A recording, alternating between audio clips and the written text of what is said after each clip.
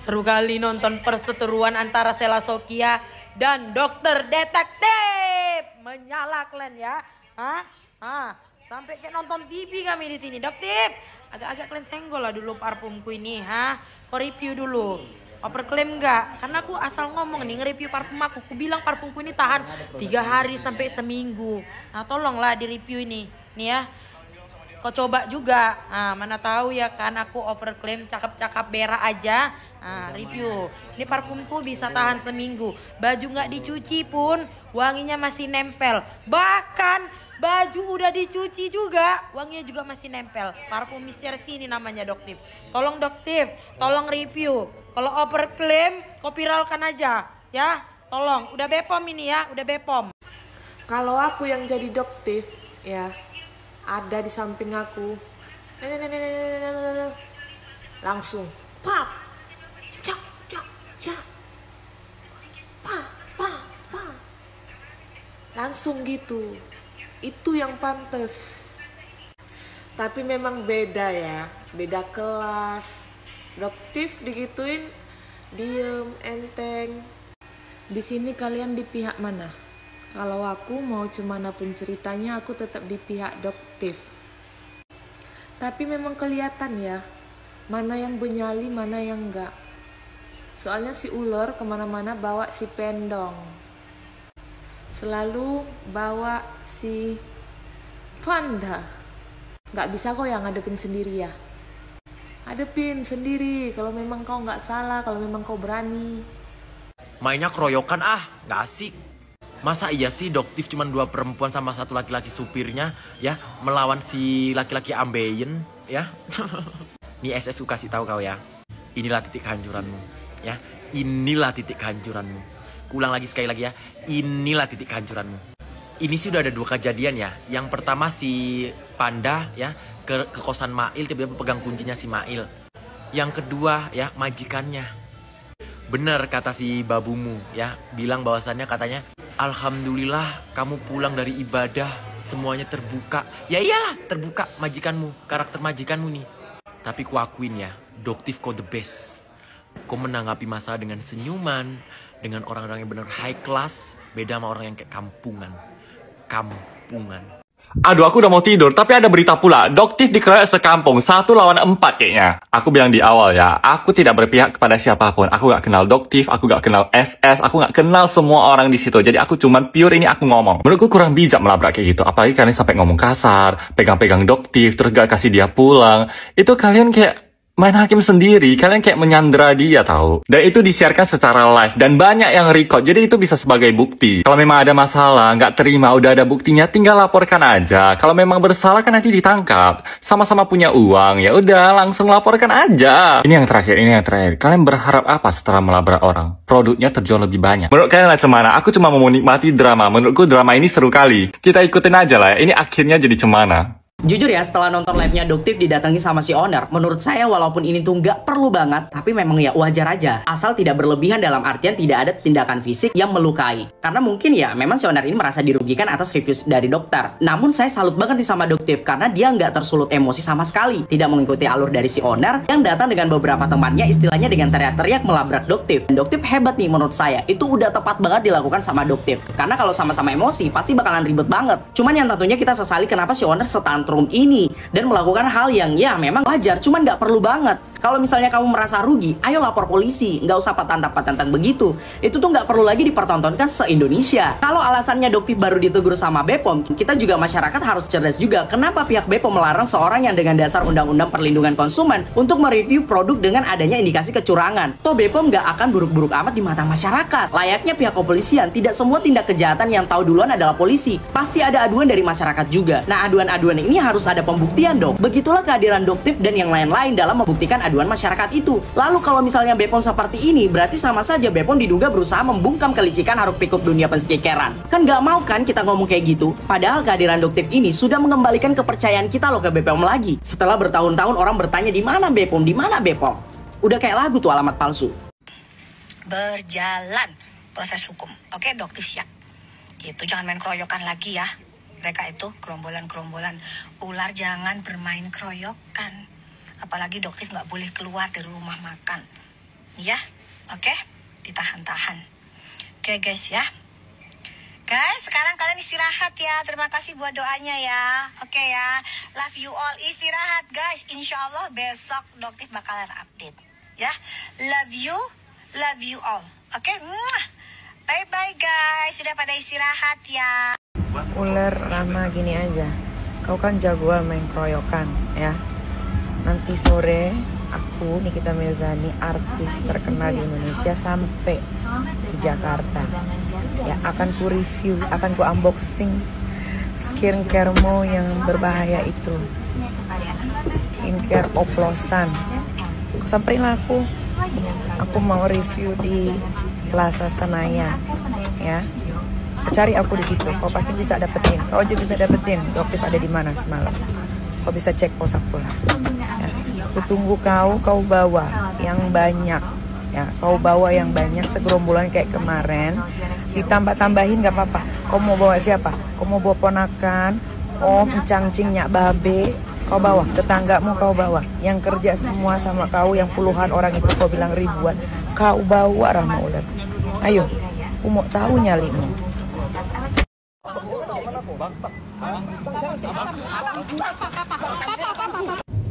Ya ampun, huru hara sekali ya.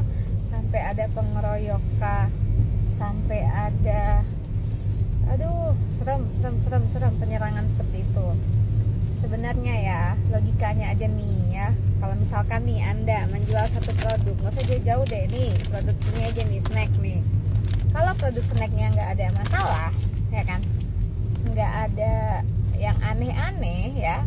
Jadi kita tuh nggak perlu dong cari backup, cari backingan supaya cari perlindungan nih kayak orang ketakutan, ya kan? Logika aja nih, ya kan? Kita jual makanan, minuman apapun, kalau produknya aman, nggak bermasalah ya, notice ya.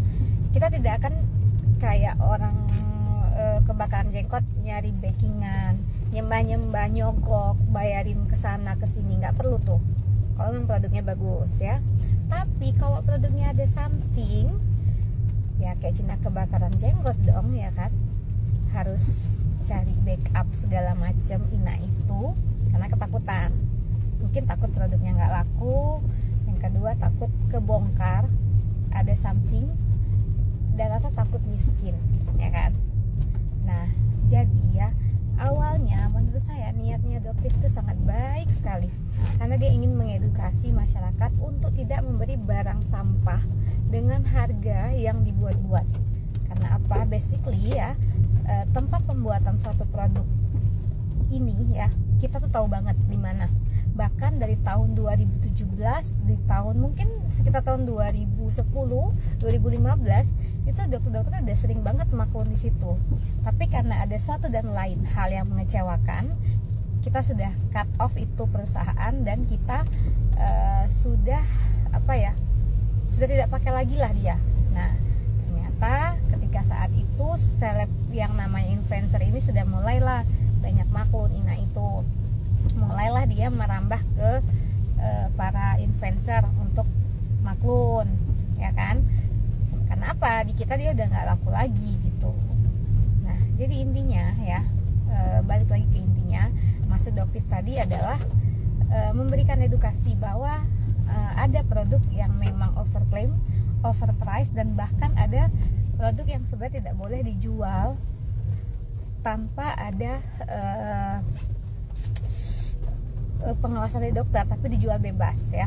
Jadi itu maksud Doktif, dia membuka yang sebenarnya kita udah tahu lama, cuman ya kita keep silent. Tapi ya maha besar Allah membuka dengan caranya sendiri. Jadi kalau sekarang bingung bener mana kubu mana, nggak ada kubu-kubu. Intinya balik lagi ke cerita saya, kalau suatu produk atau apapun yang kita jual tidak bermasalah, nggak usah perlu takut. Tuh, kalau takut nyari backingan, sogok sana, sogok sini, sogok artis, cari aman. Intinya hati-hati produknya ada apa. Terus yang kedua, masyarakat pinter lah ya, nggak ada keuntungan juga sih buat Doktif dan lain-lain gitu. Tapi dia udah nggak bener lah, kegaduhan ini udah nggak bener. Terus yang namanya skincare yang beredar itu juga udah nggak sesuai lagi dengan dosis dan kadar yang dibutuhkan oleh kulit ya. Yang ujung-ujungnya yang benerin nanti siapa? Yang benerin nanti dokter. Karena kita banyak case yang kita tuh bahkan sulit banget untuk kita tuntaskan. Karena apa? Karena sudah yang namanya shopping krim, belanja krim ini krim itu, ujung-ujungnya kasihan kulitnya gitu. Kita ini aja deh, compare deh, orang di luar negeri tuh nggak ada kayak di negara kita tuh huru-hara live TikTok ina itu, beli belanja ini. Nah di sana nggak ada, jadi kulit mereka juga jauh lebih sehat karena tidak terlalu banyak terpapar krim yang ina itu. Nah kita sayang sama masyarakat, jangan sampai karena iklan ya jadi korban. Beli lihat ini berkonten bilang mukanya bagus padahal filter semua, ikut. Jangan seperti itu. Dan kalian juga yang punya power, mau influencer, mau artis atau siapapun, ataupun dokter sekalipun, kalau punya power jangan membohongi masyarakat. Kasihan korban, bisa jadi ya di balik posisi di beberapa tahun kemudian anak kita yang jadi korban. Itu aja sih, cuman udah kesel aja gitu, pengen speak up. Kaget banget pas tadi ngeliat TikToknya Doktif diserbu oleh pihak SS. Sangat disayangkan hal tersebut bisa terjadi. Di sini aku mau membagikan pendapatku sebagai seorang PR. Situasi ini bisa dikategorikan sebagai krisis manajemen, di mana dia sudah kehilangan kepercayaan masyarakat luas. Kalau kalian nanya apakah brand image itu bisa diperbaiki, jawabannya adalah yes. Bahkan ada peluang bisa jauh lebih baik daripada sebelumnya. Mohon maaf, kayaknya kalau untuk dia ini sudah dalam kategori terlambat untuk memperbaiki citra diri. Hal pertama yang harusnya dilakukan adalah rendah hati dalam bentuk meminta maaf kepada masyarakat luas dan mengakui kesalahan. Basic tapi tidak mudah. Perlu diingat, rumah yang kokoh itu berasal dari fondasi yang kuat. Kalau aku sekarang di posisi brand owner yang produknya sedang terlibat masalah dugaan overclaim maupun mengandung bahan berbahaya, di sini aku akan menempatkan diri sebagai brand owner, oke?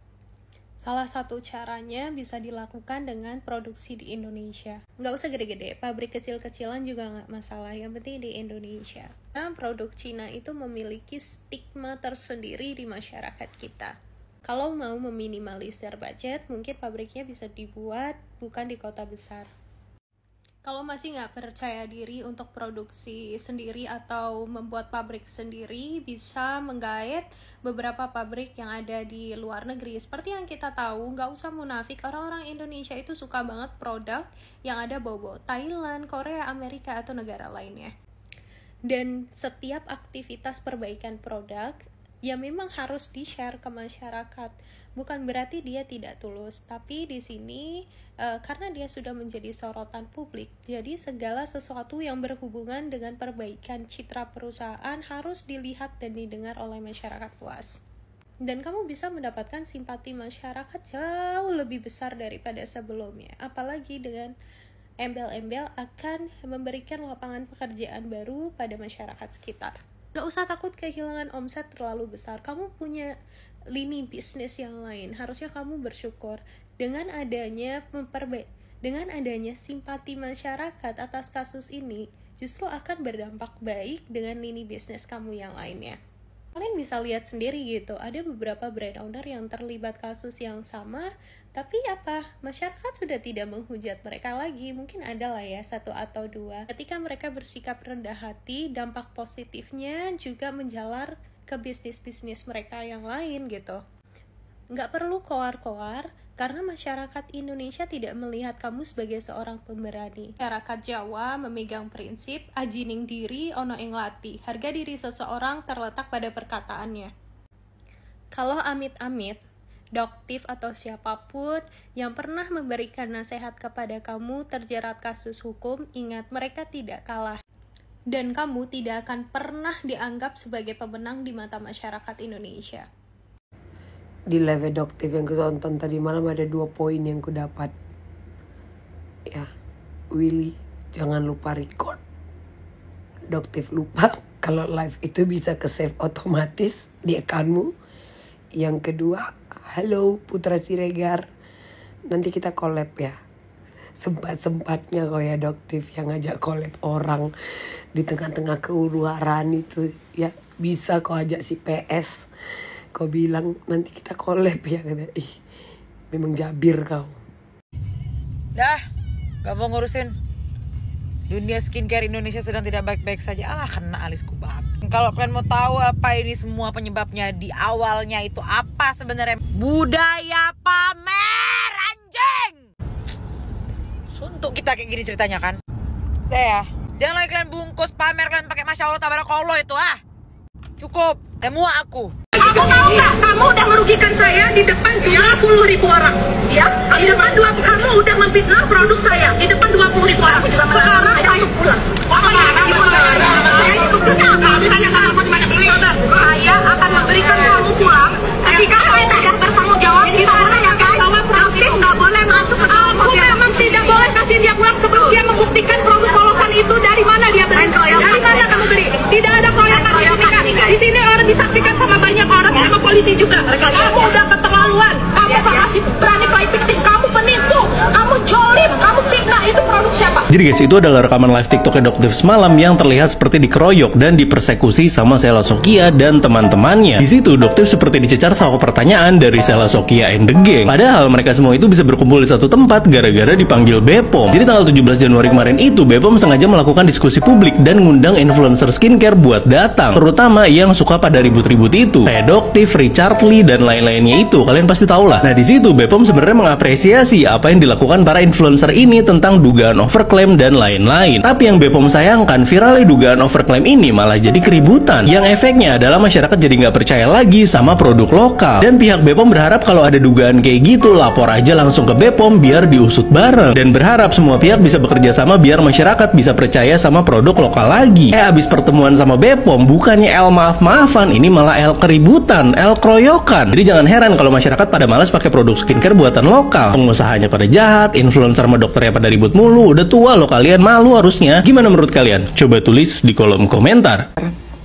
Nih guys, setelah Rama ular dan suaminya ular beserta babu-babunya tuh yang tadi ikut ngeroyok Doktif datang ke rumah gue, besoknya gue langsung telepon dan WhatsApp Dokter Oki. Nggak percaya? Nih gue kasih lihat di story ya. Sebenarnya ini cara-cara kampungan, tapi nggak apa-apa karena cara dia begitu. Gak apa-apa, sekali-sekali kita ikutin permainannya. Ular.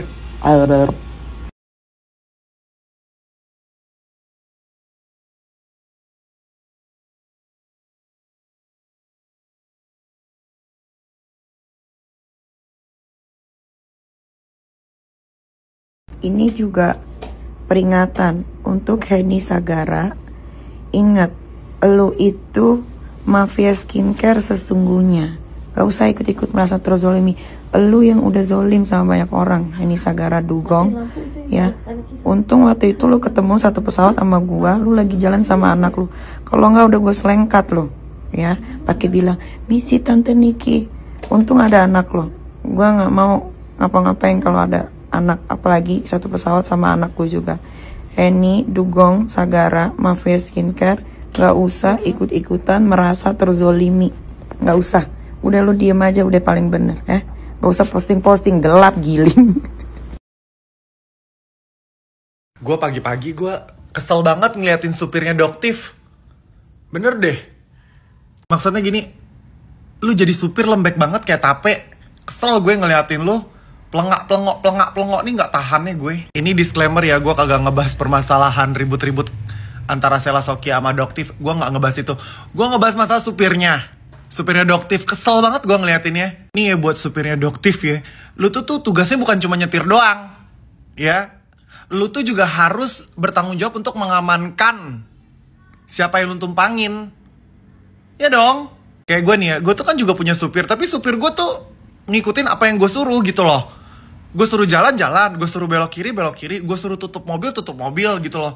Kalau dia enggak, pelengak. Udah gitu si Doktif suruh tutup pintu. Jangan pergi. Malah dia turun mobil. Maksud gue tuh kayak gedek gue sumpah. Nih mohon maaf ya Doktif ya, kalau saya jadi Doktif, ini hari ini udah supirnya dipecat aja udah. Ya, gue lagi. Ya. Supir gue aja yang sekarang nih ya, itu dulu dari pelengak-pelengok sekarang dia udah cerdik. gitu loh, diajarin. Ini nggak bisa kayaknya. Ya mendingan udah putusin aja, udah cut, pecat aja udah. Bukan artinya gue jahat ya nyuruh orang dipecat terus kayak jadi pengangguran, nggak. Itu supir juga ada 2 tangan 2 kaki, gue yakin dia bisa kerja di tempat lain. Ya kalau bisa jangan jadi supir lagi. Ya apa kayak lu dagang somai kayak apa kayak Dokter detektif berhak melaporkan ke polisi perbuatan orang-orang yang mendatangi beliau jika merasa dirugikan. Pasalnya, mereka memaki-maki, mencegat mobil, bahkan menahan sopir doktif. Itu sudah masuk unsur pidana pasal 335 Kitab Undang-Undang Hukum Pidana tentang perbuatan tidak menyenangkan jika mencegat dengan ancaman atau paksaan, pasal 310 KUH Pidana tentang pencemaran nama baik jika dilakukan di depan orang lain, dan pasal 315 KUH Pidana tentang penghinaan ringan karena mengatai dokter detektif sebagai penipu.